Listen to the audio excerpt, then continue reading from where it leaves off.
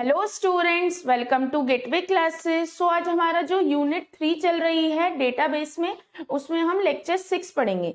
आज का जो मेनली टारगेट रहेगा वो रहेगा नॉर्मलाइजेशन क्या होता है और जो नॉर्मल फॉर्म्स होते हैं वो सीखेंगे हम, ठीक है। और साथ में जितने भी AKTU के PYQs होंगे I will cover side by side, ठीक है।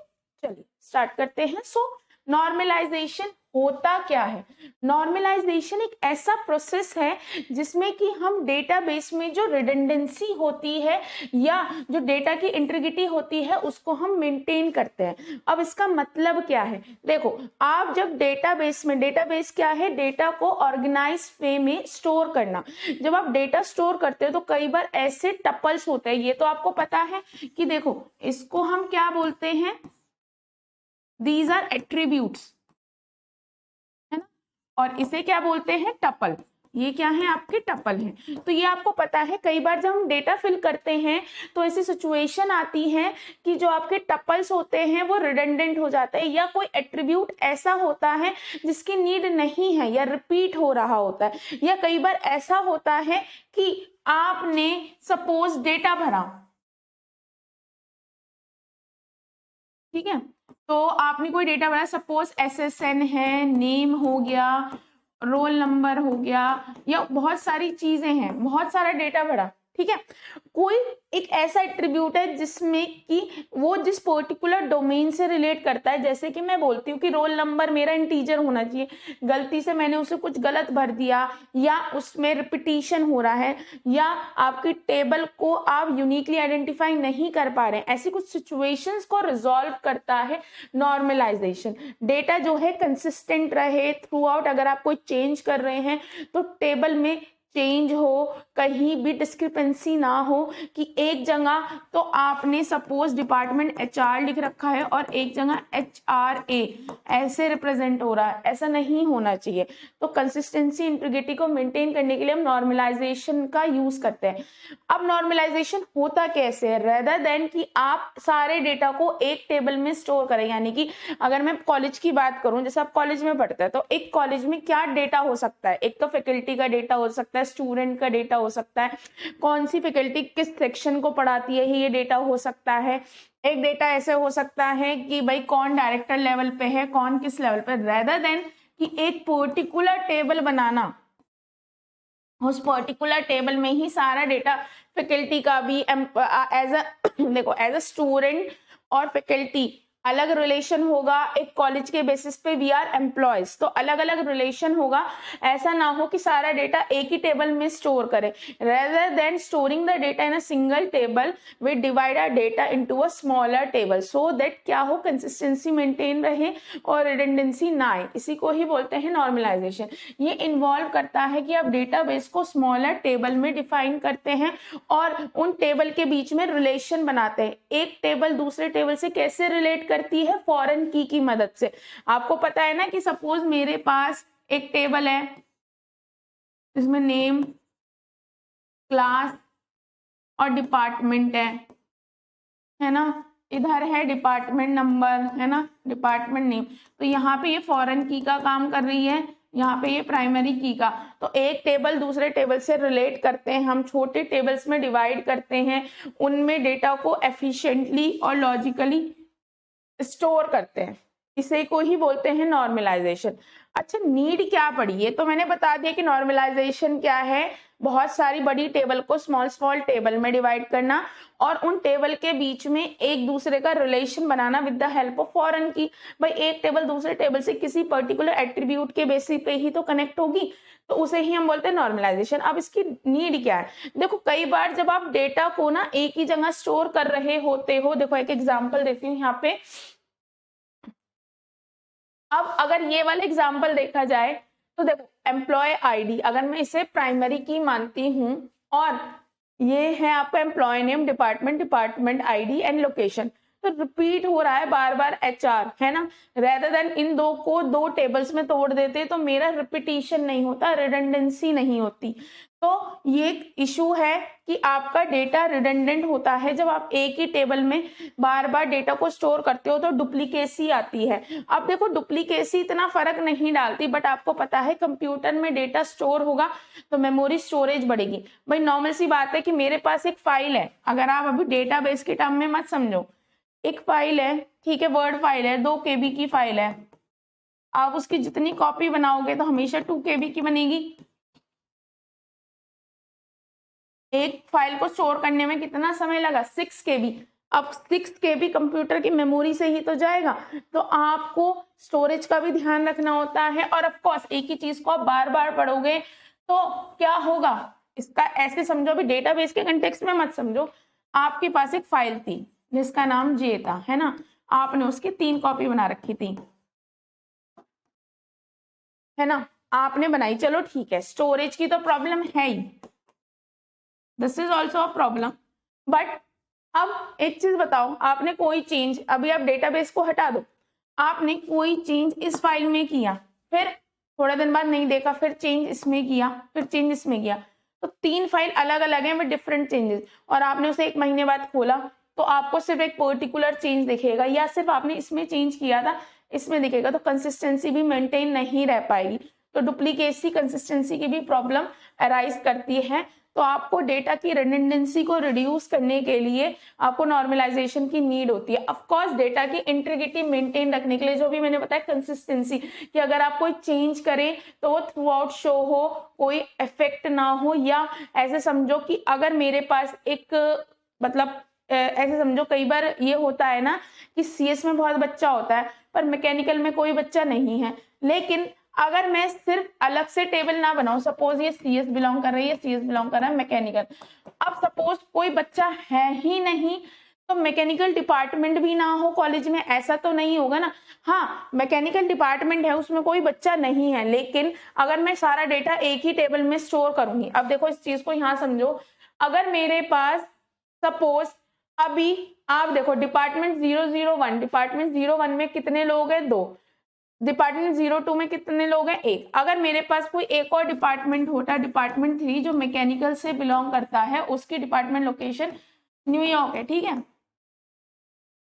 अब उसमें कोई बंदा नहीं है बट डिपार्टमेंट तो एग्जिस्ट करेगा, लेकिन अगर आप सारा डेटा एक में ही स्टोर करोगे तो अगर मैकेनिकल डिपार्टमेंट एग्जिस्ट नहीं करता कोई भी लोग, तो वो डिपार्टमेंट भी एग्जिस्ट नहीं करेगा। मतलब एक चीज समझो, अगर मेरा कॉलेज है, मैकेनिकल का बच्चा नहीं है या सिविल का बच्चा नहीं है किसी पर्टिकुलर ईयर में, इसका मतलब ये थोड़ी है कि वो डिपार्टमेंट कॉलेज में एग्जिस्ट नहीं करता, वो तो करना चाहिए। तो आपको डेटा मल्टीपल टेबल में स्टोर करने से डेटा की इंटीग्रिटी कंसिस्टेंसी मेंटेन रहती है, एलिमिनेशन एनोमलीज जो आती हैं कि आप आसानी से इंसर्ट कर पाते हो, डिलीट कर पाते हो, चेंजेस कर पाते हो, ठीक है, वो सिंगल टेबल में पॉसिबल नहीं होता। अब कैसे नहीं होता वो हम आगे सीखेंगे।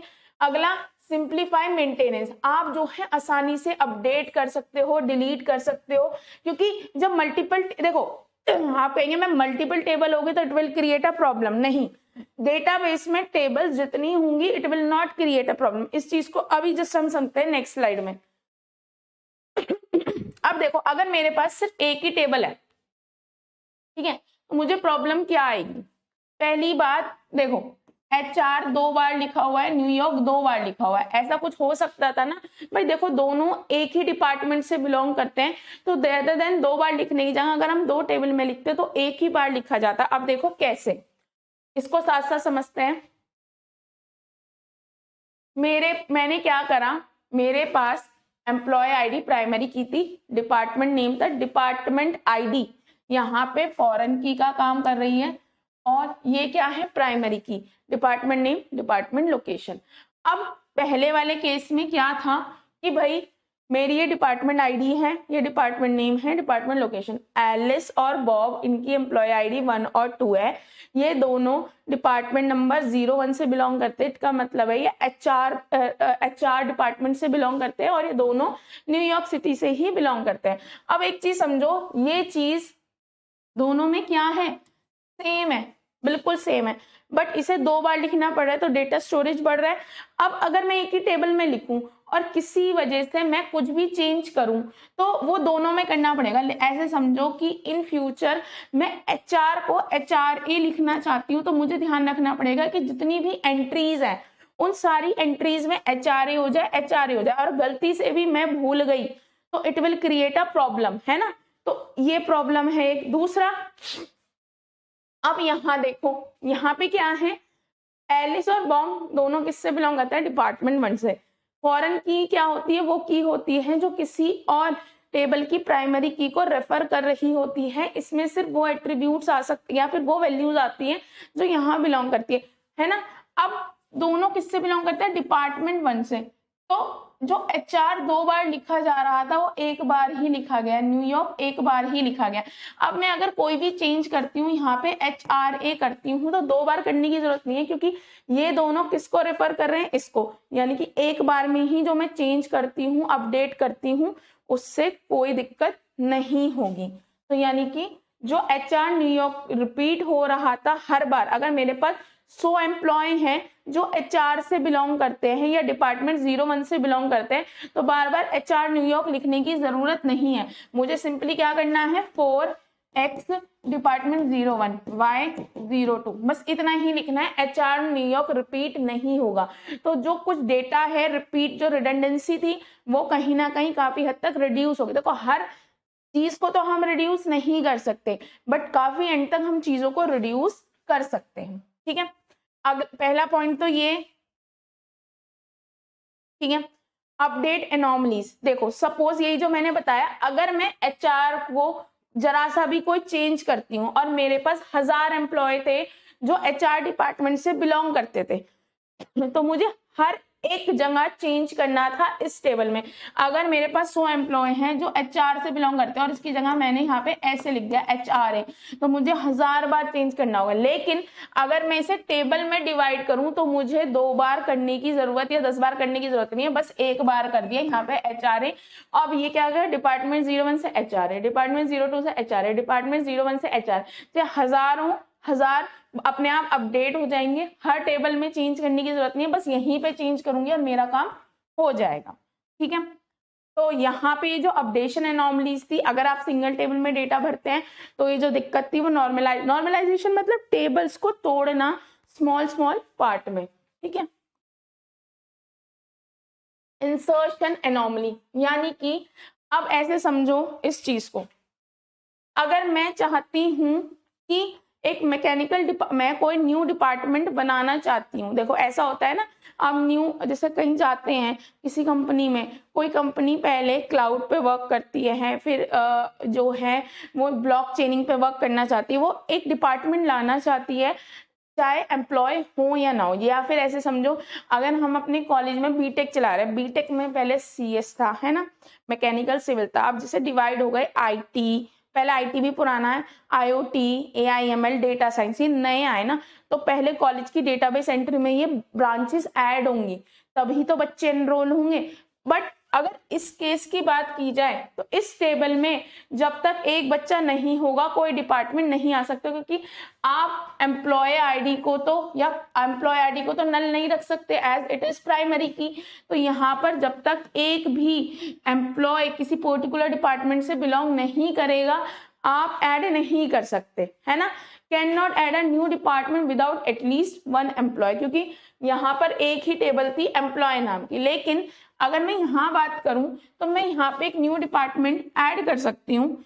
ये वो डिपार्टमेंट का नाम मैंने 03 लिखा, है ना, यहाँ पे लिखा सपोज मैं ब्लॉकचेन करके डिपार्टमेंट ऐड कर रही हूँ और मैं उसे खोलना चाहती हूँ इंडिया में।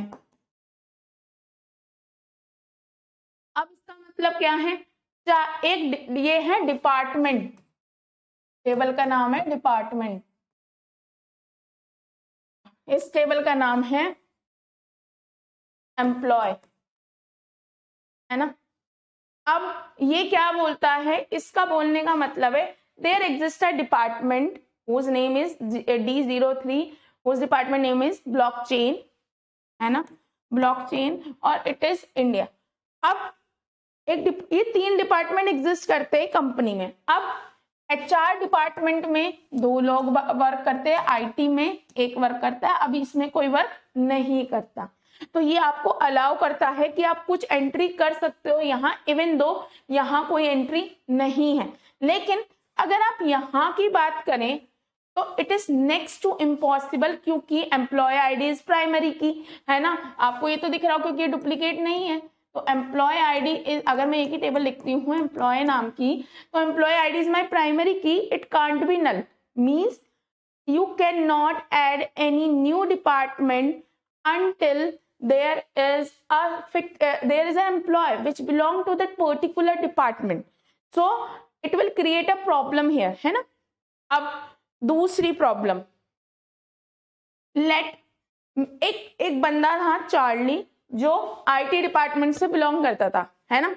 अब वो छोड़ के चला गया, तो क्या डिपार्टमेंट बंद हो जाएगा? नहीं, बस वो बंदा चला गया। लेकिन इस टेबल की बात की जाए तो अगर ये एम्प्लॉय नहीं है तो ये पर्टिकुलर डिपार्टमेंट भी बिलोंग नहीं करता। या यहाँ पे एग्जांपल दे रखा है, अगर आप HR को रिमूव करते हैं, यहाँ पे एग्जांपल क्या दे रखा है, HR को रिमूव करते हैं तो डिपार्टमेंट ही हटाना पड़ेगा। बट ऐसा तो नहीं होता ना कि कंपनी से डिपार्टमेंट हट जाए। हाँ, ये हो सकता है कि जैसे आपने कोई नया डिपार्टमेंट खोला, उसमें एक ही पर्सन था, उसको कहीं और जॉब लग गई तो वो कहीं और चला गया, बट इट डजंट मैटर कि वो डिपार्टमेंट भी उससे खत्म हो जाए।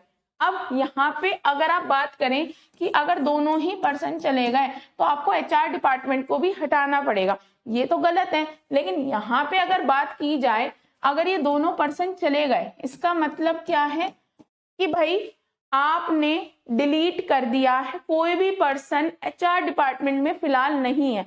बट ये नहीं है कि उस कंपनी में HR डिपार्टमेंट एग्जिस्ट नहीं करता, बीइंग टाइम वैकेंसी खाली है ना। तभी तो पता चलता है रिक्रूटमेंट की नीड है नहीं है ना। अगर आप एक ही टेबल में सारा डेटा स्टोर करने लगे तो भाई ये तो एक प्रॉब्लम है। प्रॉब्लम क्या है, मतलब अगर नॉर्मल सी बात करें, आप एक रिक्रूटमेंट प्रोसेस में बैठे हैं, आप किसी HR को रिक्रूट करना चाहते हैं, तो आप डेटा, मतलब जब बड़े बड़े कॉलेजेस होते हैं या बड़ी बड़ी कंपनी होती है, वो आपस में इंटरेक्ट नहीं करते कि ऐसे कि अच्छा एक एम्प्लॉय की, वो डेटाबेस में उसमें चेक करेंगे, अच्छा अभी नीड है रिक्रूटमेंट की, HR डिपार्टमेंट में कोई नहीं, तो वो डेटाबेस में ही तो देखेंगे। अब वहां पे ये डिपार्टमेंट ही एग्जिस्ट नहीं करेगा तो उन्हें पता कैसे चलेगा। तो इसलिए आपको नॉर्मलाइजेशन की नीड होती है, एक टेबल में डेटा ना स्टोर करके मल्टीपल डेटा में। हाँ, ऑफकोर्स जब आप मल्टीपल टेबल का यूज करते हो, इंसर्शन डिलीशन काफी हद तक आता है, तो उस चीज को हमने बताया था, डिलीट कैस्केड, है ना, डिलीट नल, वो वहां पे है। तो यानी कि अगर आप नॉर्मलाइजेशन नहीं करते हैं, मैं बोलती हूँ अगर मैं नॉर्मलाइजेशन ना करने का मतलब है एक ही जगह सारा डेटा स्टोर करती हूँ, तो भाई मेरी रिडंडेंसी बढ़ेगी, यानी कि जो मेरा डेटा है डुप्लीकेसी बढ़ेगी, कंसिस्टेंसी की दिक्कत होगी, इंसर्शन डिलीशन प्रॉब्लम होगी।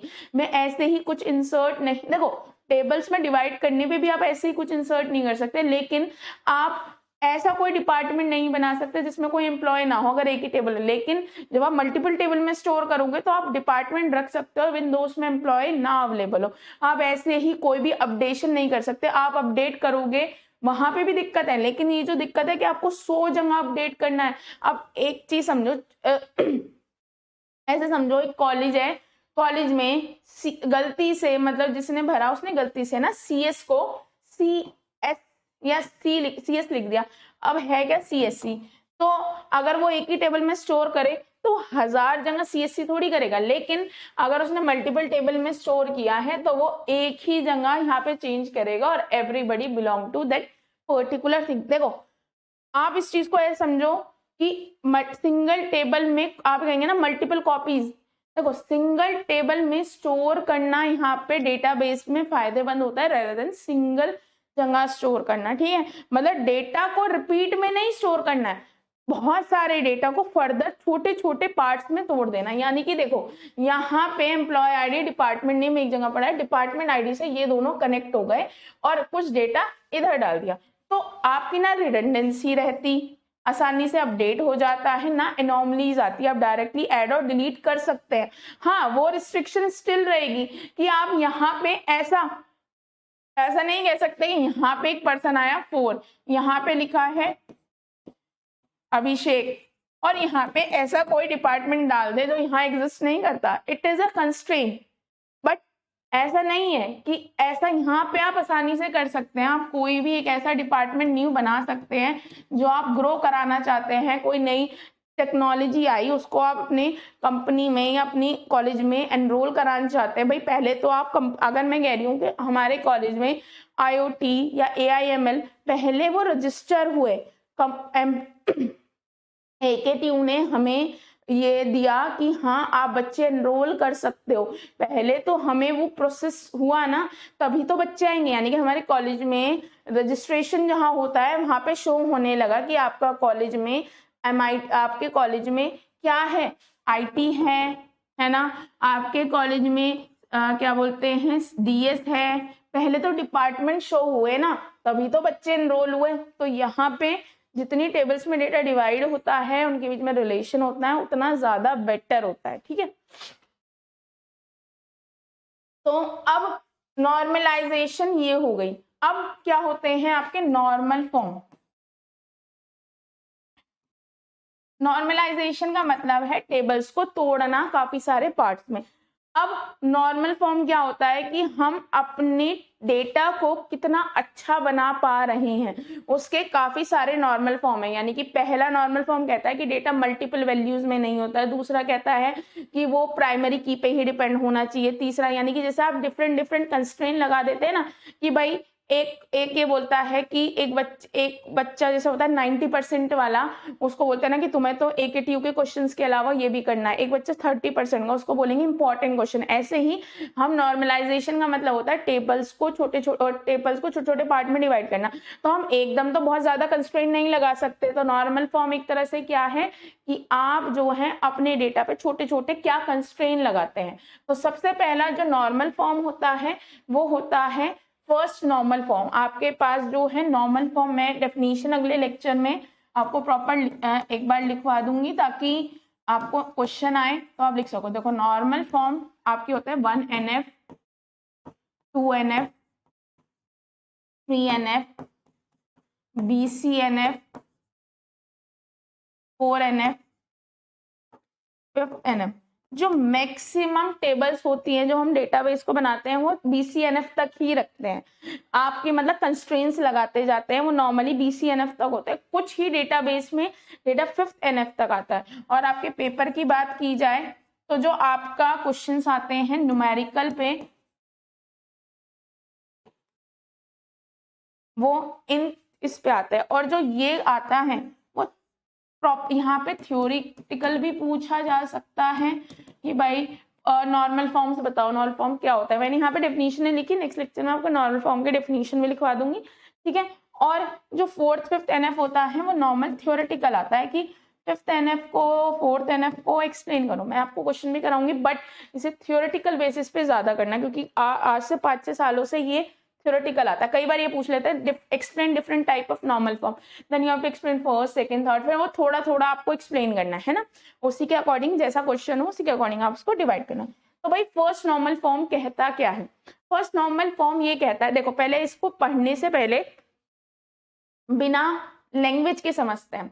आपका ये क्या है? टेबल है, दीज आर एट्रीब्यूट, है ना, इन्हें हम क्या बोलते हैं? एट्रीब्यूट। हर एक एट्रीब्यूट का एक डोमेन है। डोमेन मतलब आईडी इंटीजर टाइप की स्टोर कर सकता है। ये जो है आपका स्ट्रिंग है ना, करेक्टर है, और ये भी एक करेक्टर है। ठीक है, अब फर्स्ट नॉर्मल फॉर्म कहता है कि जो हर एक एट्रीब्यूट का डोमेन है वो सिंगल वैल्यू ही होल्ड करे, मल्टीपल वैल्यू होल्ड ना करे। यानी कि अगर नेम है एक पर्टिकुलर, अभी ये नहीं पढ़ रहे, नॉन टेक्निकल, अगर ये टपल है तो आईडी में 1 हो, नेम में एक एलिस है, सब्जेक्ट सिंगल हो, सिंगल वैल्यू एटॉमिक वैल्यू ही अलाउ है एक पर्टिकुलर एट्रीब्यूट के पर्टिकुलर डोमेन के पर्टिकुलर टपल पे। ठीक है, अब इसे पढ़ते हैं। It state that domain of N attribute must include only atomic symbol individual value, यानी कि जो पर्टिकुलर एट्रीब्यूट है उस एट्रीब्यूट का कोई डोमेन होगा, उसकी जो वैल्यू होगी वो सिंपल और इंडिविजुअल होनी चाहिए, यानी कि वो फर्दर डिवाइड नहीं होनी चाहिए, यानी कि ये अलाउ नहीं है। अब आप देखो ये एक टेबल दे रखी है, इसका ये एट्रीब्यूट है आईडी, आईडी की पर्टिकुलर टपल पे सिंगल वैल्यू है अलाउड, ये सिंगल वैल्यू है अलाउड, ये क्या है मल्टीपल वैल्यू है, इट इज नॉट अलाउड।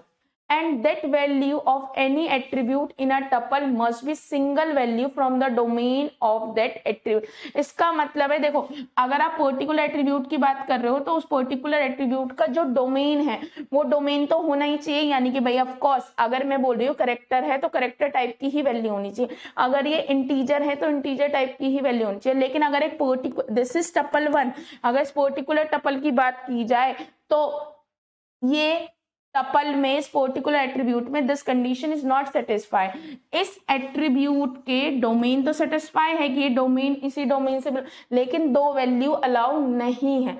ये यही बोल रहा है कि भाई किसी भी एट्रीब्यूट में जो वैल्यू होगी वो जो है एटॉमिक होनी चाहिए, वो सिंगल वैल्यू, यानी कि हर एक टपल, दिस इज टपल 1, हर एक टपल का जो हर एक एट्रीब्यूट की जो वैल्यू है it must be unique, it must be single, double नहीं होनी चाहिए, यानी कि ये फर्स्ट एनएफ में नहीं है, this is in first NF. देखो आईडी 1 1, अगर एक particular tuple, this is tuple 1, this is tuple 2, 1 Alice math, 1 Alice sign, repetition को नहीं देख रहे हैं, बट अगर एक पर्टिकुलर टपल की बात की जाए तो हर एक एट्रीब्यूट जो एक पर्टिकुलर डोमेन, डोमेन मतलब आईडी इंटीजर, करेक्टर वेर कैर बोलते हैं ना अगर हमने स्किल पढ़ा, इसे इंटीजर, सिंगल सिंगल वैल्यूज है, ठीक है, ये चीज समझ आई।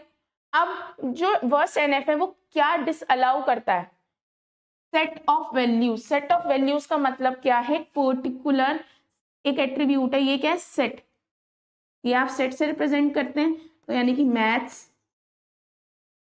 साइंस ये अलाउ नहीं करेगा।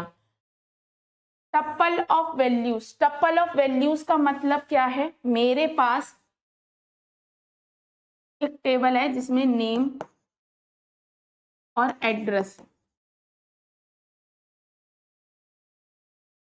जिसमें नेम है ए और एड्रेस क्या है स्ट्रीट XYZ, सिटी आपका Y, ऐसे अलाउ नहीं है कि एक एड्रेस एक एट्रीब्यूट है उसे आपने टपल ऑफ वैल्यूज, यानी कि एक स्ट्रीट है एक सिटी है, ऐसे फर्दर डिवीजन नहीं होना चाहिए, या दोनों का कॉम्बिनेशन, ये अलाउ नहीं है। सिंपली फर्स्ट एनएफ कहता है कि हर एक टपल में जो एट्रीब्यूट्स हैं उनकी वैल्यू सिंगल एटॉमिक होनी चाहिए, ये अलाउ नहीं है। कहने को आप कहेंगे कि मैम स्ट्रीट की वैल्यू XYZ है, सिटी की वैल्यू Y है, नहीं, आपको अगर इसे लिखना है तो आपको इसे फर्दर डिवाइड करना पड़ेगा कि भाई नेम मेरा स्ट्रीट सिटी, आप रिलेशन के अंदर रिलेशन नहीं बना सकते, यानी कि एक टेबल के अंदर फर्दर डिवीजन नहीं होना चाहिए, सिंगल सिंगल एट्रीब्यूट की single single value. Non technical, देखो ये लाइन मैंने इसलिए लिखी है क्योंकि कई बार ये कंफ्यूज कर देते हैं, नवाते में लिखी हुई है और बच्चे कंफ्यूज हो जाते हैं, है ना, बट ये जो इतनी कहानी लिखी है इसका सिंगल से मतलब है हर एक सिंगल एट्रीब्यूट की single value, multiple value allow नहीं है। या जैसे कि एड्रेस है, एड्रेस के अंदर क्या होता है भाई, स्ट्रीट होती है, सिटी होती है, ब्लॉक नंबर होता है, आप एक जगह नहीं लिख सकते। अगर स्ट्रीट है तो स्ट्रीट का एक अलग एट्रीब्यूट बनेगा, सिटी का अलग बनेगा, ब्लॉक का अलग बनेगा, सबका अलग अलग बनेगा, एक जगह नहीं बन सकता, ठीक है। या फिर दोनों का कॉम्बिनेशन, यानी कि सेट और वो दोनों को आप कंबाइन कर दें, it is not also allow. या आप कह सकते हैं first NF disallow the relationship within relation, यानी कि एक एट्रीब्यूट के अंदर एक और रिलेशन, जैसे एड्रेस था, एड्रेस के अंदर क्या था, स्ट्रीट थी, सिटी थी, ये चीज अलाउ नहीं है, आपको सिंगल वैल्यू रखनी है। मतलब ये जो कहानी है ये मतलब ये घुमा के है, बस ये वो चीज बता रही है जो मैं आपको सिंगल लाइन में बता रही हूँ कि भैया ये एक एट्रीब्यूट है, इसकी सिंगल वैल्यू होनी चाहिए, इसके अलावा कुछ वैल्यू नहीं होनी चाहिए। It must be atomic, different नहीं होनी चाहिए। अब देखो जैसे कि रिलेशन विद इन रिलेशन, यानी कि आपके पास एक एट्रीब्यूट है आईडी, सिंगल वैल्यू कोई दिक्कत नहीं, नेम है एलिस कोई दिक्कत नहीं है। अब क्या है एड्रेस, एड्रेस के अंदर स्ट्रीट है, सिटी है, यानी कि एक रिलेशन, रिलेशन मतलब एक टेबल के अंदर दूसरा टेबल है। एक तरह से एड्रेस जो है सिंगल नहीं है, वो रिप्रेजेंट कर रहा है फर्दर दो पार्ट को, स्ट्रीट और city. It is not allowed, यानी कि ये आपकी टेबल फर्स्ट एनएफ में नहीं है। ठीक है, तो आप इसे कैसे तोड़ सकते हो, इसे फर्स्ट एनएफ में कैसे बना सकते हो? ID as it is, name as it is, rather than address लिखने की जगह स्ट्रीट और सिटी, क्योंकि इतना लिखने के बाद सिंगल सिंगल एटॉमिक वैल्यू है। सिंगल एटॉमिक वैल्यूज होनी चाहिए, यानी कि फर्दर डिवाइड नहीं हो सकती, वन को आप फर्दर नहीं तोड़ सकते। अगर आप बात करें एलिस राम या कुछ लिखना चाहे तो आप ऐसे नहीं लिख सकते, first name Alice last name, ऐसे ऐसे नहीं लिख सकते। अगर ऐसा होता तो आपको सिर्फ नेम की जगह फर्स्ट नेम और लास्ट नेम में लिखना होता। जो आप टेबल फिल करते हो, यानी कि जब आप डेटाबेस बनाते हो, आपने जब एसक्यूएल में डेटाबेस सीखा है, जब आप डेटाबेस बनाते हो तो आप डेटा को हमेशा एटॉमिक फॉर्म में ही भरते हो। जैसे आप SSN, first name, last name, या ये इस तरह से लिख दो। और आप कहेंगे मैम एड्रेस को हाँ, या तो आप एड्रेस को ऐसे लिख दो 165, पर इस तरह से स्ट्रीट और ऐसे करके नहीं लिख सकते। आपको या तो पूरे एड्रेस को सिंगल एटॉमिक वैल्यू बना दो कि 165 मोहन नगर, ऐसे करके सिंगल लिख दो, बट आप इस तरह से रिलेशन के अंदर रिलेशन नहीं बना सकते।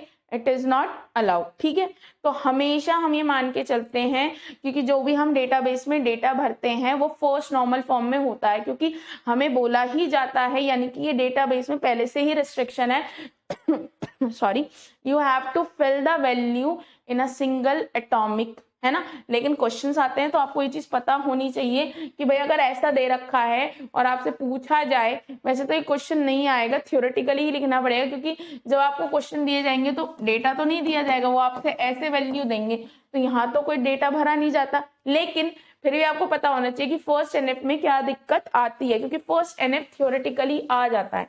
तो हम ये बोलते हैं बाय डिफॉल्ट जो हम डेटा भरते हैं डेटाबेस में, it is in first NF, मतलब आपको सिखाया ही जाता है कि आपको सिंगल सिंगल वैल्यू भरनी है। ठीक है, अब देखो ये मेरे को एक टेबल दे रखी है कि डिपार्टमेंट नंबर मेरी प्राइमरी की है, और आप डिपार्टमेंट नेम, डिपार्टमेंट ये और डिपार्टमेंट लोकेशन ये दे रखा है। ठीक है, अब क्या ये फर्स्ट एनएफ में है? भाई देखो, अगर आपको ऐसे दिया जाए तो आपको नहीं पता चलेगा, लेकिन अगर department name single value, department number मेरी प्राइमरी की single value, department DMSSN single value, लेकिन ये क्या है मेरी multiple value, it is not allowed. तो ये फर्स्ट एनएफ को वॉयलेट कर रहा है।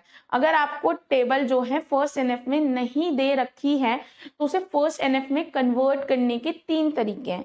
तीनों में से फर्स्ट ज्यादा प्रेफर किया जाता है, लेकिन फिर भी आपको पता तीनों होने चाहिए, क्योंकि क्वेश्चन में अगर उसने बोल दिया कि काफी तरीके से बनाओ तो कैसे बनाओगे? अभी कैसे पता चला फर्स्ट एनएफ में नहीं है? क्योंकि पहला, दूसरा, तीसरा तो सही है, पर जो डी लोकेशन है उसमें क्या है, सेट ऑफ वैल्यूज है, it is not allowed, it must be unique. तो क्या तरीका है? पहला तरीका है कि डी लोकेशन को अलग टेबल में स्टोर कर दें, यानी कि पहला तरीका क्या है, देखो आपका डिपार्टमेंट नेम, डिपार्टमेंट नंबर और डिपार्टमेंट MGR SSN, ये तो कोई दिक्कत नहीं कर रहे थे, इनको एज इट इज एक साथ लिखने दिया। अब आपको पता है कौन प्राइमरी की है, ये प्राइमरी की है, तो प्राइमरी की के साथ इसे अलग लिख दिया। आपको पता है ना कि डिपार्टमेंट नंबर और डिपार्टमेंट लोकेशन आपकी एक प्राइमरी की बन जाएगी, यानी कि अब ऐसा नहीं होगा कि अब एक चीज बताओ कि सिर्फ डिपार्टमेंट नंबर को प्राइमरी की क्यों नहीं बना सकती? क्योंकि अब 5 अगर अकेला बनाएंगे तो ये क्या होगा, डुप्लीकेट वैल्यू हो जाए, क्योंकि 5 5 5, इसलिए डिपार्टमेंट नंबर और डिपार्टमेंट लोकेशन दोनों प्राइमरी की हो जाएंगी, और हम इन्हें अलग लिख देंगे। देखो 1 हॉस्टन, 4 स्टेफर्ड, 5 बैलरीन, 5 शुगरलैंड, 5 हॉस्टन। ठीक है, तो यानी कि अगर आप बात करें इस टेबल में 1 हॉस्टन रिपीट हो रहा है, नहीं। 5 बेलिन, यानी कि ये दोनों एट्रीब्यूट मिलके एक सिंगल प्राइमरी की का काम कर रहे हैं। क्या ये दोनों रिपीट हो रहे हैं? नहीं हो रहे। तो ये एक तरीका है कि आपका जो एट्रीब्यूट परेशान कर रहा हो उसको, जो उस टेबल की प्राइमरी की है उसके साथ अलग टेबल में बना दिया जाए और दोनों को क्या बना दिया जाए? प्राइमरी की। तो इससे जो आपकी टेबल है वो फर्स्ट एनएफ में आ जाती है। यानी कि क्या लिखा है? रिमूव कर दो the location that violate first NF. क्योंकि देखो फर्स्ट एनएफ को ये 3 एट्रीब्यूट्स मतलब ये पर्टिकुलर कॉलम इफेक्ट नहीं कर रहे, इफेक्ट कौन कर रहा है? डीलोकेशन। और उसको एक सेपरेट टेबल में ला दो। उस टेबल का नाम मैंने क्या लिखा है? डीपीटी, कहाँ गया? डीपीटी लोकेशन, कुछ भी बना दो नाम, अलॉन्ग विद द प्राइमरी की D number of the department. ठीक है, और उन दोनों को आपने यहाँ पे प्राइमरी की बना दे, क्योंकि अब रिपीटिशन नहीं हो रहा। दूसरा तरीका क्या है? ये जो है बेस्ट तरीका है, इसमें कोई एरर या कोई भी रिडंडेंसी या कोई भी मतलब कोई भी दिक्कत नहीं होती है। ठीक है, ये one of the best method है, बट जरूरी नहीं है यही मेथड फॉलो किया जाए। दूसरा मेथड क्या है? दूसरा मेथड ये बोलता है कि ये रिडंडेंसी लाता है, बट देखो रिसर्च 5, 3, 4 बेलेरीन, फिर शुगरलैंड, फिर हॉस्टन, तीनों को अलग अलग लिख दो। कहने का मतलब है रिसर्च रिसर्च रिसर्च, बेलेरीन, शुगरलैंड, हॉस्टन, एडमिनिस्ट्रेशन हेडक्वार्टर 4-1। ठीक है, ये इस सॉल्यूशन का डिसएडवांटेज क्या है कि ये जो है रिडंडेंसी लाता है। देखो डी नंबर आपका प्राइमरी की था, अब देखो प्राइमरी की डीलोकेशन भी बनेगा। क्यों बनेगा? अब एक चीज बताओ, अगर मेरी ये प्राइमरी की ना होती, सिर्फ डीलोकेशन डी नंबर ही मेरी प्राइमरी की है, तो प्राइमरी की का पहला कंस्ट्रेंट क्या है? That your primary key never be duplicate, it never be null, it is your first concern. लेकिन अगर मैं इसको प्राइमरी की ना बनाऊं, सिर्फ इसको ही प्राइमरी की रखूं, तो भाई ये तो उस कंस्ट्रेंट को तोड़ रहा है। 3 बार 5 कैसे आ सकता है? एक ही बार आएगा। इसलिए डिपार्टमेंट नंबर डी लोकेशन तो प्राइमरी की बनेगा, यानी कि 5 बेलेरीन, दोबारा रिपीट नहीं हो रहा है, 5 हॉस्टन। अब ये मत कहो कि मैम 5 रिपीट हो रहा है, 5 हॉस्टन एक सिंगल प्राइमरी की है, यानी कि ये वैल्यू दोनों मिलके क्या रिपीट हो रही है? कहीं नहीं, हॉस्टन अकेला रिपीट हो रहा है पर 5 हॉस्टन ऐसा नहीं है। तो एक तरीका तो क्या है? 2 टेबल में बना दो, एक क्या है? रिपीट कर दो। देखो ये समझो कि कंस्ट्रेंट प्राइमरी की का तो वो नहीं होगा, लेकिन देखो रिसर्च रिसर्च रिसर्च जो एक बार लिखा जाना था वो बार बार लिखा जा रहा है, तो ऑफकोर्स ये जो है थोड़ा सा रिडंडेंसी लाता है और इसको नहीं अडॉप्ट किया जाता। लेकिन अब आप जब क्वेश्चंस करते हैं, आप एक्चुअल में तो डेटाबेस नहीं बना रहे हैं, तो आपको बनाने के लिए कुछ भी दे सकते हैं एग्जाम में। तो दूसरा तरीका ये है। एंड थर्ड वन क्या है कि अगर आपको पता है कि भाई कितनी लोकेशन हो सकती है, यानी कि मुझे ये पता है कि मेरा एक डिपार्टमेंट है, एक्चुअली ये तो प्रैक्टिकली तो पॉसिबल है ही नहीं, है ना? कि भाई जैसे कोई कंपनी है, पहले उसने कोई हेडक्वार्टर खोले, तो वो पहले से कैसे डिसाइड कर सकती है कि उसके हेडक्वार्टर कितने होंगे? भाई देखो अगर वो ग्रो करेंगे तो वो 10 हेडक्वार्टर खोलेंगे, नहीं खोलेंगे कुछ साल के लिए तो रिस्ट्रिक्ट रहेंगे ना। तो एक्चुअली तो ये फीजिबल नहीं है, बट अगर आपको पता हो कि किसी भी पर्टिकुलर डिपार्टमेंट में कितनी मैक्सिमम डिपार्टमेंट लोकेशंस हो सकती हैं, अगर ऐसा है तो आप क्या कर सकते हैं? रेदर देन सिंगल इस पर्टिकुलर एट्रीब्यूट को बनाने का, इसको फर्दर डिवाइड कर दो, यानी कि डिपार्टमेंट लोकेशन 2, डिपार्टमेंट लोकेशन 3। अब देखो ये पहली बात तो प्रैक्टिकली पॉसिबल नहीं है, बट चलो अगर प्रैक्टिकली पॉसिबल क्यों नहीं है? क्योंकि भाई आप कोई ऑर्गेनाइजेशन खोल रहे हो तो आप कुछ चीजें पहले प्रेडिक्ट कर सकते हो कि आपके में क्या डिपार्टमेंट्स रखोगे। पहली बात तो वो भी प्रेडिक्ट नहीं होता कि भाई चेंज हो सकता है इन फ्यूचर, बट ये आप मान सकते हो कि डिपार्टमेंट, बट कितनी जगह पे आपके हेडक्वार्टर खोलेंगे? वो फर्स्ट जिस दिन आप कंपनी खोलते हो उस दिन नहीं डिसाइड कर, क्योंकि डेटाबेस किसी कॉलेज का बनता है, या कोई कॉलेज फर्स्ट डे डिसाइड नहीं करता कि वो अपनी कितनी ब्रांच चलाएगा। वो डिपेंड करता है कि उसके 5-10 साल में वो कितना ग्रो करता है।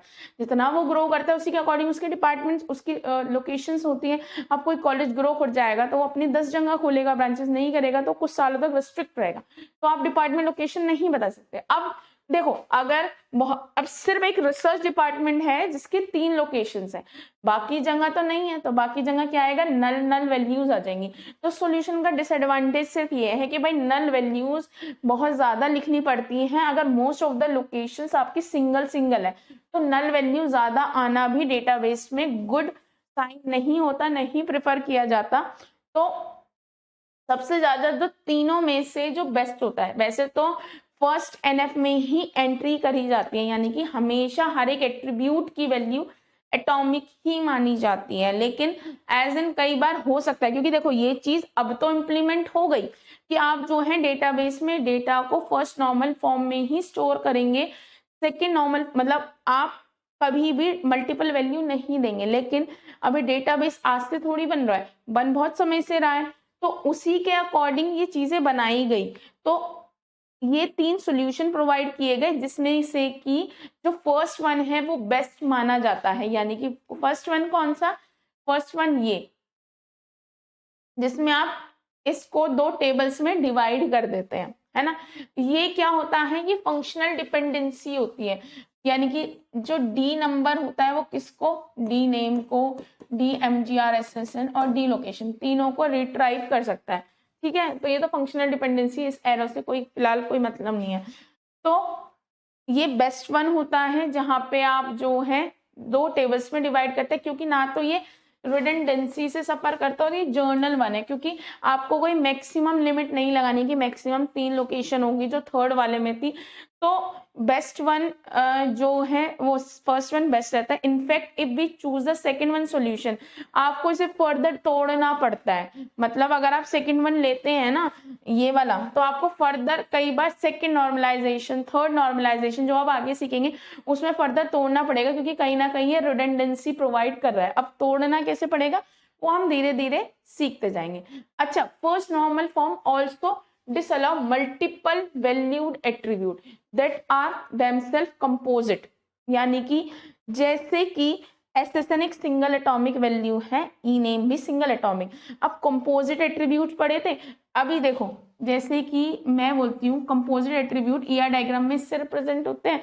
यानी कि अगर मैं नेम बात करूं और मैंने इसके आगे डबल लगा रखा है, इसका मतलब ये क्या है, कंपोजिट एट्रीब्यूट। अब कंपोजिट एट्रीब्यूट क्या होते हैं, जो फर्दर डिवाइड होते हैं। तो प्रोज एक कंपोजिट एट्रीब्यूट है, यानी कि रिलेशन के अंदर रिलेशन, यानी कि इनको हम बोलते हैं नेस्टेड रिलेशन, क्योंकि एक टपल के अंदर फर्दर 2 रिलेशन है। मेरे पास एक एट्रीब्यूट है एसएसएन, एक एट्रीब्यूट है ई नेम, एक है प्रोज, यानी कि आप समझो नेम, नेम को हमने डिवाइड किया फर्स्ट नेम लास्ट नेम। आपने एक एट्रीब्यूट के अंदर फर्दर नहीं डिवाइड किया, आपने एक एट्रीब्यूट को कंपोजिट बनाया, तो ये भी फर्स्ट एनएफ अलाउ नहीं करता है। तो अगर ऐसा है तो इसको आप कैसे तोड़ते हैं, देखो मेरे पास ये जो कि टेबल से हम आसानी से समझ सकते हैं। मेरे पास एक पर्सन है स्मिथ जॉन बी, ये इसका एसएसएन नंबर है। ये 2 प्रोजेक्ट्स पे काम कर रहा है, एक तो पी नंबर और एक फर्स्ट और सेकंड, और इनके आर्स है। दूसरा ये एक पूरा एट्रीब्यूट है प्रोस, जो कि फर्दर डिवाइड हो रहा है, कंपोजिट एट्रीब्यूट है। फिर क्या है, नारायण रमेश के, इसका एसएसएन नंबर है, ये 1 पे कर रहा है, ये 2 पे कर रहा है, ये 4 प्रोजेक्ट्स पे वर्क कर रहा है, 2 प्रोजेक्ट्स पे, तो ये भी ये अलाउ नहीं करता है। रिलेशन के अंदर रिलेशन, ठीक है, वो अलाउ नहीं करते हैं। तो अगर ऐसा है कि वो कंपोजिट एट्रीब्यूट है, कंपोजिट एट्रीब्यूट को नॉर्मली कर्ली ब्रेसेस से, अभी अगला क्वेश्चन आएगा, देखो यहाँ पे मैं आपको करके दिखाऊंगी। तो कंपोजिट एट्रीब्यूट्स जो होते हैं it will not allow in first NF. अगर ऐसा होता है तो उसको कैसे रिजॉल्व करता है, उसको रिजॉल्व करने के लिए सिंपल सा तरीका है, आपके पास दिस इज योर प्राइमरी की, इसको और इसको एक साथ एक टेबल में लिख दो, और जो इसकी प्राइमरी की है और इसका पी नंबर, क्योंकि एक को आपको पता है ना कि अगर मैं सिर्फ इसको प्राइमरी की रखूंगी और मैं इस टेबल की बात करती हूँ, देखो लिखते हैं एसएसएन P नंबर और R, है ना। अब अगर मैं 1 2 3 4 ये लिखती हूँ, है ना, सिर्फ इसी को ही प्राइमरी की मानती हूँ। Smith John Smith John sorry 1 32.5 और फिर 1 2 3 4 5 6 प्रोजेक्ट 2 7.5। ऐसा पॉसिबल हो ही नहीं सकता कि प्राइमरी की 2 बार रिपीट हो, तो इन दोनों को आप प्राइमरी की बनाएंगे, यानी कि जो आपके कंपोजिट एट्रीब्यूट, वही चीज है जो कंपोजिट एट्रीब्यूट है उन्हें हम तोड़ देते हैं, एसएसएन और पी नंबर अलग आ जाते हैं, वो दोनों प्राइमरी की बन जाते हैं। और आर्स, अब देखो एसएसएन और पी नंबर 1 2 3 4 5 6 1 पूरे टेबल में दोबारा कोई नहीं होगा, 1 2 3 4 5 6 2 दोबारा कोई टेबल में नहीं होगा और उन्हें एक साथ लिख देता है। कंपोजिट एट्रीब्यूट्स को भी हम अलाउ नहीं करते, यानी कि रिलेशन के अंदर रिलेशन बोलने का तरीका अलग है। तो हर एक, अब ये एक नोट है कि हर एक रिलेशन मतलब हर एक टेबल, रिलेशन यहाँ पे मतलब होता है table. Every table is in first NF, हम जब एंट्री करते हैं कि ये मानते हैं कि हर एक रिलेशन, हर एक टेबल फर्स्ट एनएफ में होती है, यानी कि जब आप प्रोग्राम कह रही हूँ, जब आप न्यूमेरिकल सॉल्व करेंगे हम ये मान के चलते हैं कि वो फर्स्ट एनएफ में है, यानी कि जो आपके न्यूमेरिकल्स आएंगे वो अगर पर्टिकुलर ऐसा ही न्यूमेरिकल दे दें कि इसे फर्स्ट एनएफ में कन्वर्ट करो तो बात अलग है, लेकिन जो 90% क्वेश्चन आते हैं वो फर्स्ट एनएफ में होते हैं। बस आपको पता होना चाहिए कि क्या डिसअलाउ है। First NF in short relation के अंदर रिलेशन अलाउ नहीं करता, यानी कि एक पर्टिकुलर एट्रीब्यूट की मल्टीपल वैल्यूज नहीं होनी चाहिए, या वो टपल्स नहीं होनी चाहिए कि एड्रेस में स्ट्रीट या ऐसे नहीं होना चाहिए, या कंपोजिट एट्रीब्यूट्स अलाउ नहीं है। ठीक है, ये नोट है।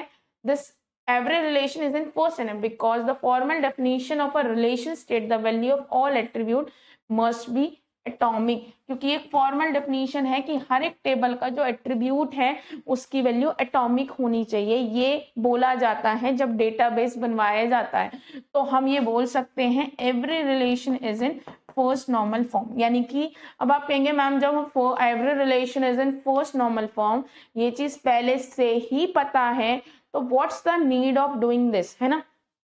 इसका जवाब एक्चुअली में जब डेटाबेस बना आज से कम 25-30 साल पहले से, ऐसा समझ लो 20 साल तो मान लो डेटाबेस, पर जब बनना स्टार्ट हुआ तब तो फर्स्ट एनएफ कभी तो आया होगा ना, कि यानी कि जब डेटाबेस बना आपने ऐसी कोई चीज इंप्लीमेंट की जिसमें डेटा को स्टोर कर सकते हैं, रख सकते हैं, वो चीज जब आई तो पहली बार में तो नहीं पता होगा ना कि कैसे डेटा को स्टोर करें या किस तरह से ज्यादा बेटर रहेगा, या जो आज हम पढ़ते हैं कि डेटा को इस तरह से स्टोर करते हैं, तो कभी तो ये चीज एक रूल बन के आया कि भाई डेटा को आपको ऐसे स्टोर करना है। फिर हमने सबसे पहले डेटा को तोड़ना स्टार्ट किया कि भाई हम जो है मल्टीपल वैल्यूज लिखी, फिर उसे तोड़ा कि मल्टीपल को सिंगल में रखो, उसमें हम कंपोजिट नहीं रखेंगे, ये नहीं रखेंगे। अब वो एक रूल ही बन गया है कि भैया एट्रीब्यूट एटॉमिक होना चाहिए, क्योंकि अब उस चीज को आए हुए बहुत टाइम हो गया। यानी कि जैसे हम कहते हैं ना C programming is your basic, C मतलब बहुत कम कंपनीज में ही या बहुत कम एल्गोरिथम में यूज होता है आज के टाइम पे, आप जावा या पाइथन इस पे, बट जो बेस बन के आया जिसने प्रोग्रामिंग को बढ़ाया वो कहीं ना कहीं सी थी, तभी तो सी को बेसिक माना जाता है फर्स्ट ईयर, तो वही यहाँ पे एक वो चीज है। ठीक है, चलो तो हम क्वेश्चन करते हैं। आपसे बोला जाएगा क्वेश्चन कि check whether it is in first NF if not converted. अब देखो पहली बात, कैंडिडेट एक टेबल है जिसके अंदर एसएसएन एट्रीब्यूट है, नेम एट्रीब्यूट है, इसके अंदर एक एट्रीब्यूट है जॉब हिस्ट्री जो फर्दर 3 पोर्शन में डिवाइड है, कंपनी, हायर पोजीशन, फिर एक और एट्रीब्यूट है सेल्फ हिस्ट्री जो 3 पार्ट से मिलके बना। यानी कि ऐसे समझो ये एक टेबल है एसएसएन नेम जिसके अंदर मेरा एक कंपोजिट एट्रीब्यूट है जॉब हिस्ट्री जो कि 3 पर कंपनी, हाईएस्ट पोजीशन, और एक और एट्रीब्यूट है सिल, ये भी अलाउ नहीं है, ईयर, मैक्स और ये, तो इनको मुझे क्या करना पड़ेगा, तोड़ना पड़ेगा। तो सब तोड़ने का मतलब है मुझे फर्दर 2-3 टेबल्स में तोड़ना पड़ेगा। तो सबसे पहली मेरी एक टेबल बनेगी, दैट इज, अगर ये देखो कैप्स में लिखा है, कैप्स में लिख दो कैंडिडेट, जिसमें कि जो दिक्कत नहीं कर रहे हैं, देखो ये मेरी प्राइमरी की है, आप जर्नली प्राइमरी की मान के चलोगे, इंटरनल पार्शियल की कंपनी और ये इसने गिवन है, तो SSN और नहीं, ठीक है, एक टेबल ये बन गई जिसमें कि प्राइमरी की है। अब जो दिक्कत कर रहे हैं उसी अलग लिखो कैन,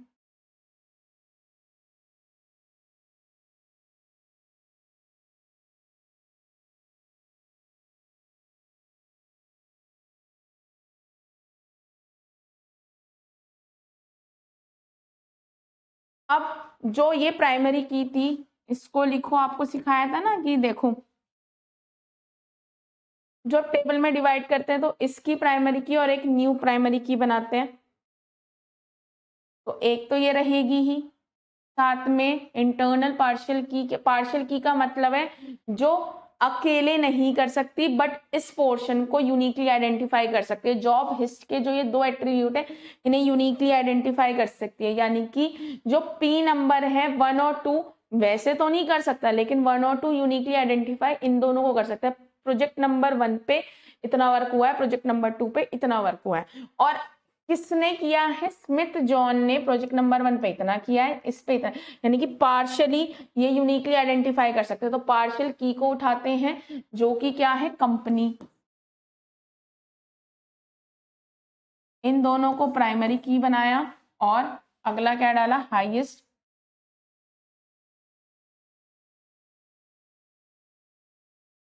हाईएस्ट पोजीशन। अब इस टेबल यानी कि कंपोजिट एट्रीब्यूट के अंदर एक और है सैलरी हिस्ट और मैक्स ईयर, ये इसके अंदर है, क्योंकि देखो ये इसके अंदर है ना।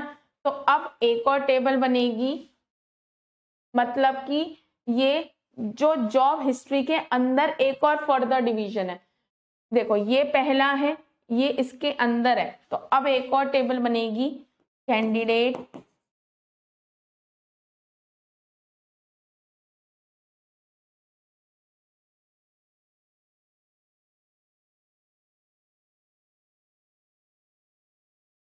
Candidate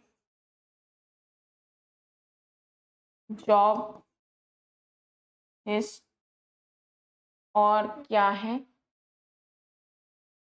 cell. अब इसकी दोनों की, अब देखो इस वाले केस में इसकी प्राइमरी की उठाई थी, तो इन दोनों की SSN कंपनी और इसकी क्या है, ईयर, ये तीनों प्राइमरी की बन गई, और यहाँ पे मैक्स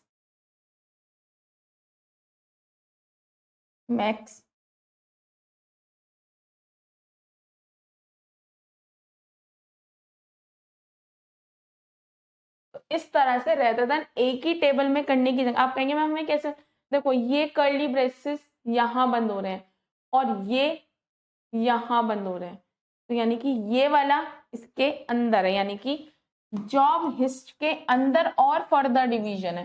तो आपने रेदर देन एक टेबल पे वर्क करने की जगह 3 टेबल में कर दिया।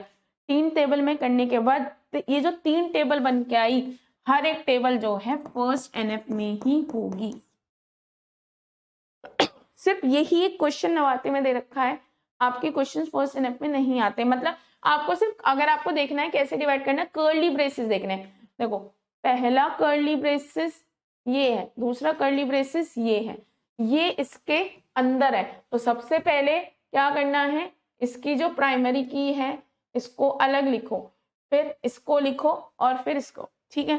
तो ये आपका फर्स्ट NF कंप्लीट होता है। अब अगला आता है सेकेंड नॉर्मल फॉर्म, ठीक है, this is also very important, है ना, ठीक है। Second normal form is also मतलब वेरी इंपॉर्टेंट। अब मेन जो है यहीं से ज्यादा आप ये मान सकते हैं कि क्वेश्चंस बनेंगे, या ये कह सकते हैं कि आपके नंबर्स आएंगे, क्योंकि इन्हीं पे ही न्यूमेरिकल आते हैं। तो एक गिवन रिलेशन, रिलेशन मतलब टेबल सेकंड नॉर्मल फॉर्म में होगा if and only if relation पहले से ही फर्स्ट नॉर्मल फॉर्म में हो, और ये मान के चलते हैं हर एक रिलेशन फर्स्ट नॉर्मल फॉर्म में होता है, और पार्शियल डिपेंडेंसी एग्जिस्ट नहीं करनी चाहिए। अब पार्शियल डिपेंडेंसी क्या होती है वो सीखने से पहले हम इस क्वेश्चन पे वर्क करते हैं, उससे आपको समझ आएगा। आपको एक टेबल दे रखी है RABCD, ये आपको दो क्या दे रखी है, फंक्शनल डिपेंडेंसी। अब हम निकालते हैं कैंडिडेट की। कैंडिडेट की निकालने का तरीका क्या है, पहले इनकमिंग एज किस पे है, C और D पे। AB क्या है, वो एट्रीब्यूट है जिन तक पहुंचा नहीं जा सकता। तो सबसे पहले मैंने क्या निकाली, AB का क्लोजर। क्या ये मेरी कैंडिडेट की बन सकती है? हाँ, AB से आप A और B पे पहुंच सकते हैं, और AB से आप D पे पहुंच सकते हैं, B से आप C पे, यानी कि AB मेरी कैंडिडेट की होगी। अब AB मेरी कैंडिडेट की होगी, यानी कि एक ही कैंडिडेट की है, इट इज माय प्राइमरी की। ठीक है, अब क्या बोलता है पार्शियल डिपेंडेंसी, क्या कहती है? पार्शियल डिपेंडेंसी कहती है कि अगर किसी एट्रीब्यूट को हम पूरी प्राइमरी की जगह, भाई देखो, अच्छा अब इसमें एक चीज और सीखो। अब इसमें प्राइम और नॉन प्राइम एट्रीब्यूट्स क्या होते हैं, प्राइम एट्रीब्यूट्स और नॉन प्राइम एट्रीब्यूट।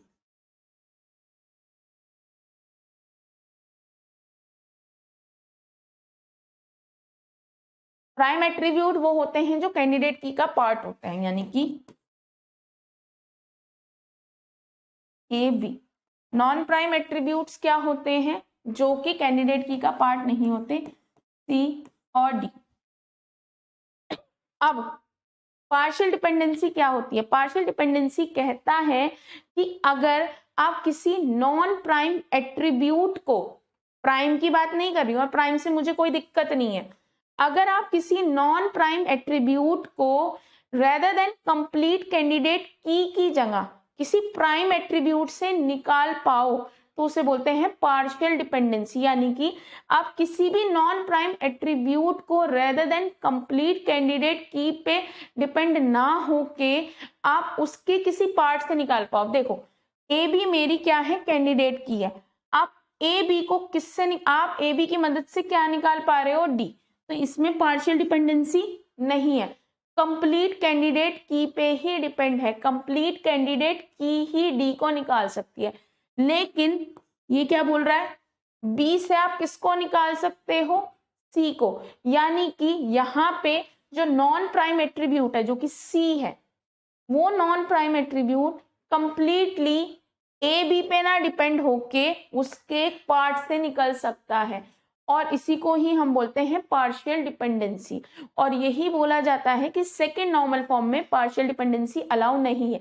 मतलब आपकी टोटल डिपेंडेंसी होनी चाहिए, यानी कि आप किसी एट्रीब्यूट को सिर्फ कैंडिडेट की से ही निकाल पाओ, उसके पार्ट से ना निकाल पाओ। यानी कि अगर सिंगल एट्रीब्यूट की आपकी कैंडिडेट की है तो कोई प्रॉब्लम है ही नहीं, लेकिन अगर आपकी कैंडिडेट की दो एट्रीब्यूट से मिलके बनी है तो आप उस पर्टिकुलर टेबल में किसी भी एट्रीब्यूट को किसी भी और पार्ट से ना निकाल पाओ, पूरे कैंडिडेट की से निकाल पाओ। तो यही बोलता है पार्शियल डिपेंडेंसी नहीं होना। A partial dependency is a dependency where portion of candidate key और incomplete candidate key determine non prime attribute. यानी कि जब एक नॉन प्राइम एट्रीब्यूट पूरी कैंडिडेट की पे ना डिपेंड होके उसके छोटे से किसी पोर्शन पे डिपेंड करता है तो हम उसको बोलते हैं पार्शियल डिपेंडेंसी। अब ये नहीं होनी चाहिए। तो अगर मैं बात करूं इस वाले पर्टिकुलर पोर्शन की, तो ये अगर आपसे बोला जाए क्या ये टेबल फर्स्ट एनएफ में है, हर एक टेबल फर्स्ट एनएफ में होती ही होती है। Every relation in an every relationship every attribute hold atomic value, ये है। तो यानी कि आप बोल सकते हो कि हर एक टेबल जिसमें डेटा स्टोर होगा it must mean first NF. लेकिन ये सेकंड एनएफ में क्यों नहीं है? क्योंकि इस टेबल में दो फंक्शनल डिपेंडेंसी का मतलब है अगर आपके पास ए बी एट्रीब्यूट है तो आप डी की वैल्यू को गैदर कर सकते हो।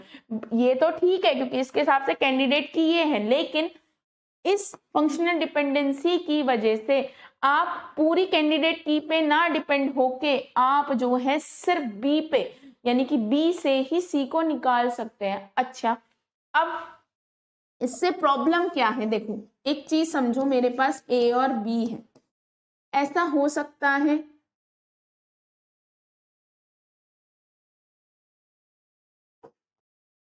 देखो मतलब कुछ रैंडम वैल्यूज पड़ी हैं। अब अगर मैं बोल रही हूँ ए बी मेरी प्राइमरी की है तो ए बी मेरी कैंडिडेट की है, ए की है, वही मेरी प्राइमरी की होगी। ऑफ कोर्स जब दो तीन कैंडिडेट की होती हैं तब तो आप बोल सकते हो तो उसमें से कोई एक होगी, पर ये दोनों ही मेरी एक ही एट्रीब्यूट मतलब एक ही कैंडिडेट की है, ये मेरी प्राइमरी की है। अब अगर मैं बोल रही हूँ ए बी से डी निकलेगा और प्राइमरी की का क्या कंस्ट्रेंट होता है? It can't be null. अब देखो ऐसा हो सकता है अगर मैं बोलती हूँ ए बी किसी को निकालता है तो ए नल हो सकता है, बट ये तो नल नहीं होगा, ये नल हो सकता है, ये तो नहीं होगा, और इसमें तो कोई दिक्कत नहीं है। लेकिन जब बी है, बी सी को निकाल रहा है, ऐसी सिचुएशन आ सकती है जब दोनों ही नल हो, तो प्राइमरी की कभी भी नल नहीं होनी चाहिए। और मैं कह रही हूं मैं प्राइमरी की पे ना डिपेंड हो के मैं उसके पोर्शन पे डिपेंडेंट हूं। अब मैं बोलूं ऐसा कभी हो सकता है कि किसी बच्चे का रोल नंबर ना हो, यानी कि अगर मैंने आज से 7 साल पहले या 8 साल पहले बीटेक की है तो रोल नंबर वो मुझे आज भी अटैच है, वो मेरे से ही बिलोंग करेगा। आज भी अगर मैं एकेटी की साइट पर अपना रोल नंबर डालूंगी तो मेरा प्रज्ञा का बीटेक का ही या एमटेक का ही आपको मिलेगा, किसी और के लिए वो रोल नंबर अटैच नहीं। या ऐसा कोई बच्चा आपने कभी सुना है कि जिसका रोल नंबर ही ना फर्स्ट सेमेस्टर में तो होता है, उसके बाद आपसे एक रोल नंबर अटैच हो जाता है, वो पूरे 4 साल चलता है। आपने कभी देखा होगा कि कोई बच्चे पहला साल तो करते हैं बट जब वो सेकेंड ईयर में आते हैं तो वो कई बार ऐसा होता है ना, वो छोड़ के चले जाते हैं, तो आपने देखा होगा कि वो रोल नंबर उसी से ही बिलोंग करता है और वो सीट खाली रहती है।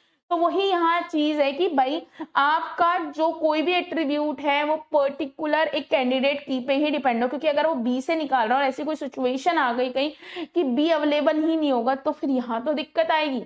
इसलिए अपने डेटाबेस में डिस्क्रिपेंसी ना आए, इस चीज को रिजॉल्व करने के लिए ये चीज देखी जाती है कि पूरे कैंडिडेट की पे ही डिपेंड हो, इस पे डिपेंड ना हो। अच्छा, अब ये सेकेंड एनएफ में तो नहीं है। जब ये सेकेंड एनएफ में नहीं है तो what is the solution? Solution क्या है? इसे तोड़ देना टेबल्स में, और टेबल्स में तोड़ के अब देखो ये एक सिंगल टेबल थी, अब ये एक सिंगल टेबल थी जिसके अंदर दो थे। अब इसको सिंगल टेबल ना रख के मैंने इसे दो टेबल बना दी जिसमें कि 3 एट्रीब्यूट है ए बी डी, और ए बी क्या है? मेरा प्राइमरी की है। ए बी से आप क्या निकाल सकते हो? डी।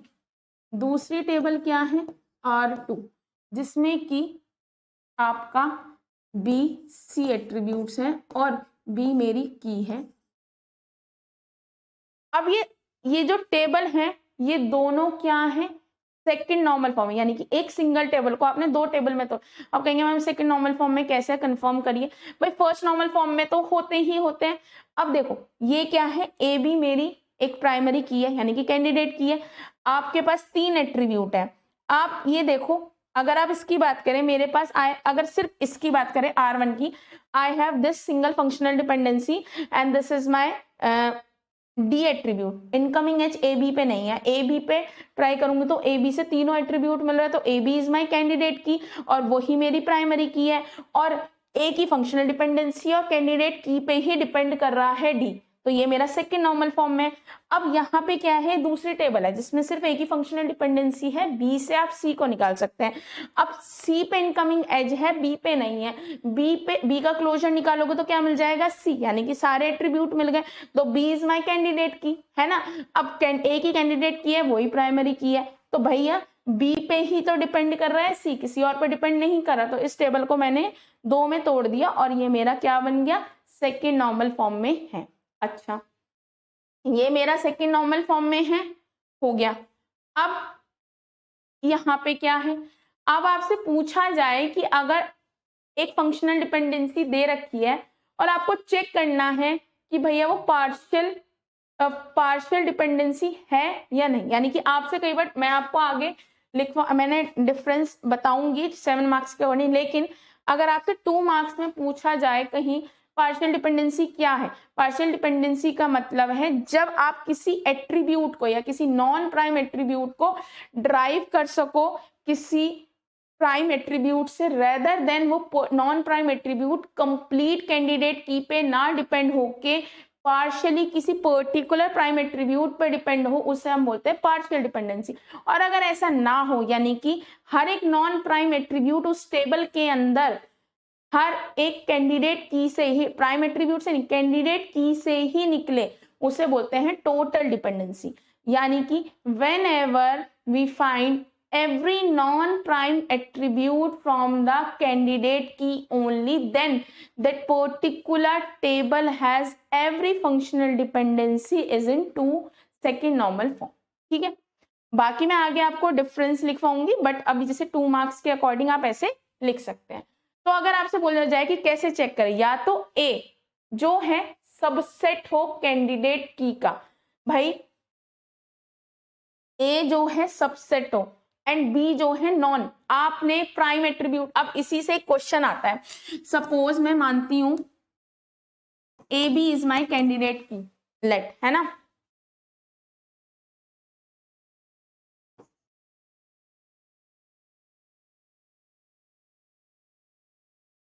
अब देखो A B is my candidate key, तो ये वाली फंक्शनल डिपेंडेंसी सही है, क्योंकि सी को आप ड्राइव किससे कर रहे हो, ए बी से, किसी और से ड्राइव नहीं कर रहे हो, तो ये मेरा फर्स्ट सेकेंड नॉर्मल फॉर्म में है ये पर्टिकुलर फंक्शनल डिपेंडेंसी को। अब पहली बात, अगर मैं मानती हूं कि मेरे पास 3 एट्रीब्यूट है, ए बी 4 एट्रीब्यूट है ए बी सी डी, और ए बी मेरी कैंडिडेट की है, तो ये दोनों तो मेरे क्या है, प्राइम एट्रीब्यूट्स है ना, बट ये दोनों मेरे क्या हैं, नॉन प्राइम एट्रीब्यूट, है ना।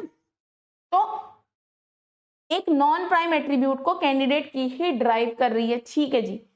डी मेरा क्या है, नॉन प्राइम एट्रीब्यूट, है ना, और इसको कैंडिडेट की ना ड्राइव करके एक कौन ड्राइव कर रहा है, प्राइम एट्रीब्यूट, तो ये मेरा सेकेंड नॉर्मल फॉर्म में नहीं है।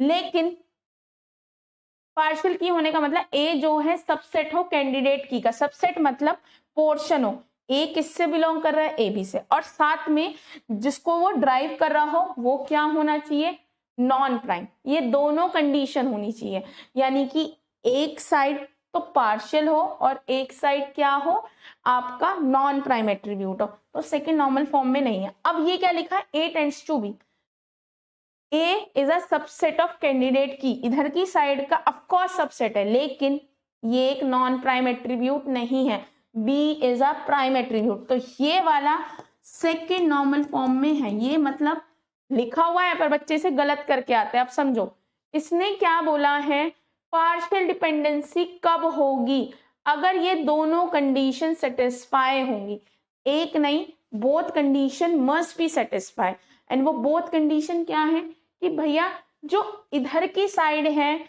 वो प्राइम एट्रीब्यूट का पार्ट हो, ये तो आपको समझ आ जाती है बात, लेकिन जो इधर की साइड है it must be non prime.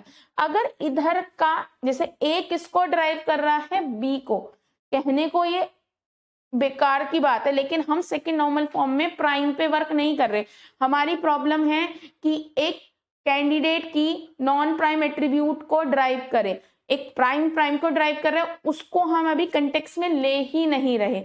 तो अगर ऐसा कहीं आता है, मैं क्वेश्चंस कराऊंगी, अगर ऐसा कहीं आता है आपसे पूछा जाए इन तीनों में से कौन कौन सी functional dependency second normal form में नहीं है, तो ये तो नहीं है, क्योंकि A is a subset of B and that thing that they drive is a non-prime attribute, but here of course that condition is satisfied that on the left hand side A is a subset of AB, but what it drive B, and B is not prime, B is not non-prime, it is prime, तो ये second normal form में है, ठीक है, क्योंकि बच्चे क्या करते हैं, जो गलतियां करते हैं जब कंफ्यूज करना होता है सेमेस्टर में फैकल्टी को, तो कुछ कंफ्यूजन नहीं देगी, वो ऐसे देगी। और अगर ऐसा होता, अगर मैं बोलती हूं ऐसा है, तो कितनी टेबल्स बनेंगी? टेबल्स 2 ही बनेंगी।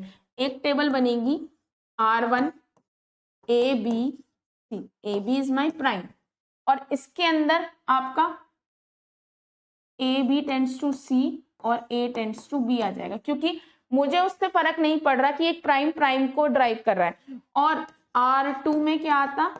A टेंड्स AD और A प्राइम हो जाता, यानी कि ये जो फंक्शनल डिपेंडेंसी है A टेंड्स टू B, वो इसके अंदर ही रहती, वो अलग नहीं जाती, क्योंकि इससे फर्क नहीं पड़ रहा। मुझे फर्क किससे पड़ रहा है? सिर्फ प्राइम। अब देखो एक और एग्जांपल लेके दिखाती हूँ, ठीक है, इसे आप लिख लेना एज एन एग्जांपल। अगर सपोज एक एग्जांपल, अभी हम क्वेश्चन नहीं कर रहे, अब मैं मानती हूँ ABC इज माई प्राइमरी की, मतलब हमने माना ये पूरा निकाल रही है ना। तो अब मैं देखती हूँ AB टेंड्स टू D,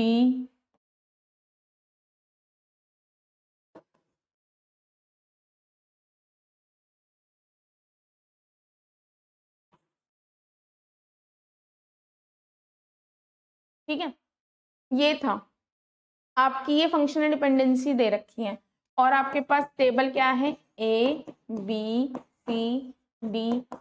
ठीक है, और ABC इज माई क्या बोलते हैं, कैंडिडेट की।